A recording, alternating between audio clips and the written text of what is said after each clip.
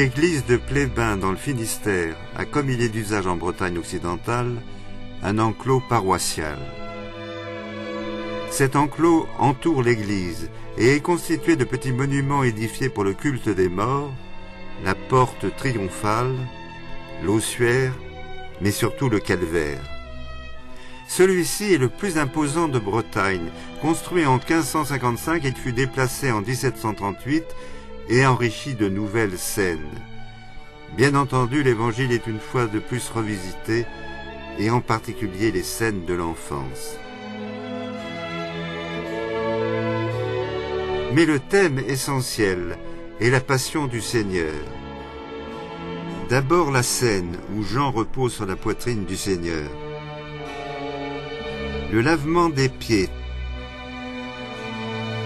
On notera un petit tableau particulièrement pittoresque, celui où Jésus est descendu aux enfers pour délivrer les justes des temps anciens. Au premier rang de ces justes se trouvent Adam et Ève. Dominant l'ensemble de ces scènes, la crucifixion. Quittant le calvaire, on pénètre dans l'église par un porche décoré de 12 statues représentant les apôtres, parmi lesquels Saint Pierre avec sa clé, Saint André avec sa croix, Saint Jacques et son grand chapeau de pèlerin, et Saint Jean avec le calice qui faillit l'empoisonner. Au seuil de l'église, le père Gonidou nous accueille. Depuis 7 ans, je suis prêtre au service de cette paroisse de Plébain. Les chrétiens qui se rassemblent dans cette église sont relativement nombreux. Ils ne sont pas nécessairement attentifs à tout le décor qui les entoure. Ils y sont habitués.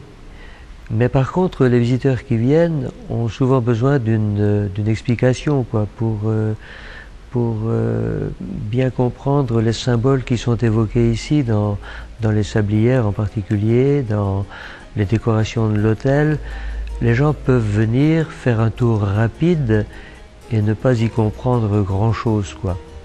Mais les gens qui prennent la peine un peu de décrypter les symboles peuvent lire dans toute la décoration de l'église le message chrétien, à savoir que Jésus a été annoncé, qu'il est venu, qu'il est ressuscité et qu'un jour il reviendra.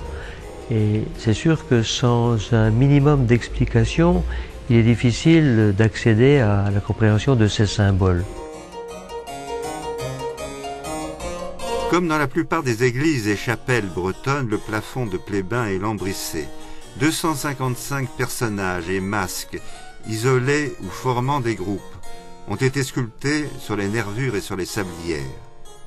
À la croisée du transept figurent sur les nervures quelques sibylles, sortes de prophétesses appartenant au monde païen, mais reconnues dès le IVe siècle par les responsables religieux comme annonciatrices du Christ. Elles sont toutes là pour témoigner de la véracité du Christ et de sa gloire. Elles sont accompagnées par les 4 évangélistes qui sont identifiés par leur attribut et aussi par une banderole qui rappelle les premières phrases de leur évangile. Les sablières sont plus curieuses encore. Ainsi, on découvre dans le bras sud du transept une représentation du mythe grec de Prométhée, lequel avait été puni pour avoir volé le feu du ciel. Le géant nu a les chevilles attachées par des lourdes chaînes, tandis qu'un aigle lui dévore le foie.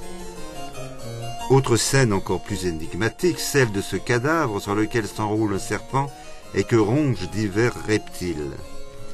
Mais alternant avec ces petits tableaux plutôt profanes, des scènes religieuses illustrent le Nouveau Testament. C'est la flagellation ou le portement de croix.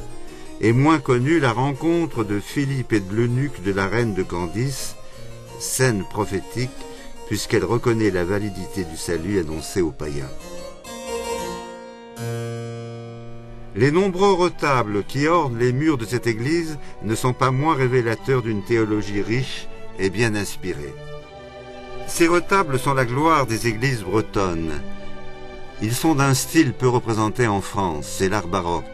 Celui-ci a été interdit dans tout le royaume par Louis XIV pour des raisons politiques. Mais il est devenu le style de prédilection des Bretons, peu soucieux de discipline. Colonnes torsadées qui semblent fuser vers le ciel, envol de draperies, couleurs vives, telles sont les caractéristiques de ce style qui étonne le plus grand nombre et enchante les connaisseurs. Ici, le retable des fonds baptismaux est tout à fait emblématique, avec ses colonnes richement décorées et ses frontons exubérants. La partie centrale représente Saint Jean-Baptiste baptisant le Christ, et de part et d'autre, les parents de Jean-Baptiste, Zacharie et Élisabeth.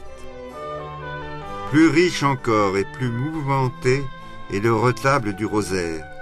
On sait que cette dévotion du chapelet, méditée à partir des mystères, a été initiée par saint Dominique et répandue dans le monde entier par le pape Pie V. Au centre, la Vierge reposant sur une console gracieusement décorée de 4 figures d'anges. Elle tend des chapelets à saint Dominique et à sainte Catherine de Sienne, situés en contrebas. Le caractère baroque est facilement identifiable grâce à l'envolée des vêtements qui habillent la Vierge. Et de même avec Dieu le Père situé tout en haut du fronton, qui semble jaillir des cintres comme un personnage de théâtre. Les colonnes torses, comme il se doit, sont particulièrement chargées, agrémentées de grappes de raisin et d'oiseaux qui les picorent. Autour de la niche centrale sont sculptés en relief les 15 médaillons des mystères, joyeux, douloureux et glorieux du rosaire, comme autant de miniatures enveloppées d'un décor végétal différent selon les cas.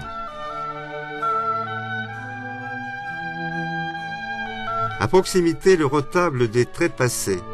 Il a bien des colonnes torses et un fronton baroque comme les précédents, mais est décoré par un grand tableau représentant la déposition de croix.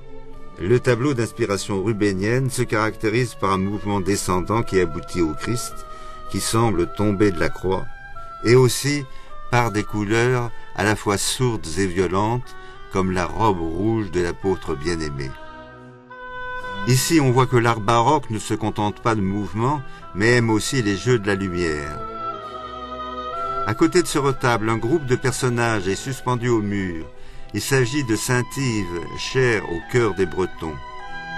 Il est placé entre le pauvre et le riche qui viennent le solliciter en tant qu'avocat. Et c'est au pauvre que va toute sa sollicitude. Dernier retable, celui qui décore l'autel. C'est la sculpture sur bois la plus remarquable de l'église. Sa structure est mouvementée et le décor abondant.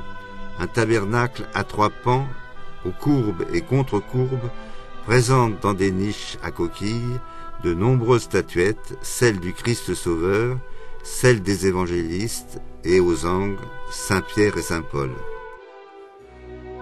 Enfin, des figures d'anges abondent dans le décor. Un siècle après le Concile de Trente, l'Église catholique impose ses saints universels. Mais l'admirable théorie des retables est complétée par l'éblouissement des vitraux qui décorent le chœur. La maîtresse vitre remonte au XVIe siècle et a gardé tout son éclat, bien qu'elle ait subi de nombreuses restaurations. Elle revient sur le thème central du christianisme, la passion.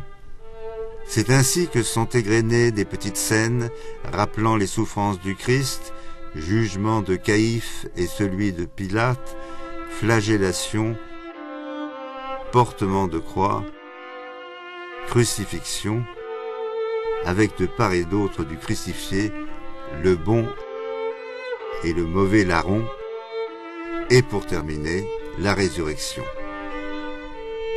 Ces vitraux se caractérisent par la naïveté du dessin, mais aussi par la splendeur des couleurs.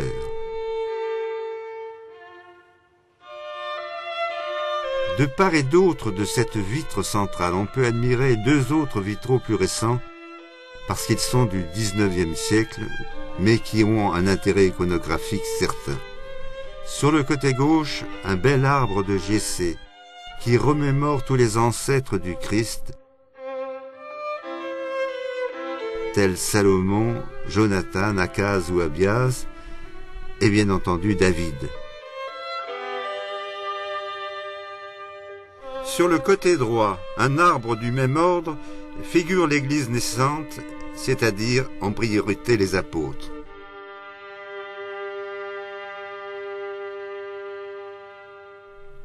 Avant de sortir, nous remarquerons deux meubles. Un confessionnal tout à fait particulier car d'esprit baroque. Il est décoré avec allégresse. Il célèbre plus la joie de la réconciliation que les affres de la pénitence. Accroché à la paroi occidentale de l'édifice, l'orgue exprime la même exubérance, l'exubérance de ce style baroque. Flexibilité des lignes, richesse du décor, couleurs chatoyantes, ce mobilier dû à Michel Madet est une fête. Et d'ailleurs, l'inscription en latin qui court tout le long de la boiserie le dit bien. Louez le Seigneur par le tambourin et les chœurs, louez-le par les cordes et l'orgue, cordis et organo.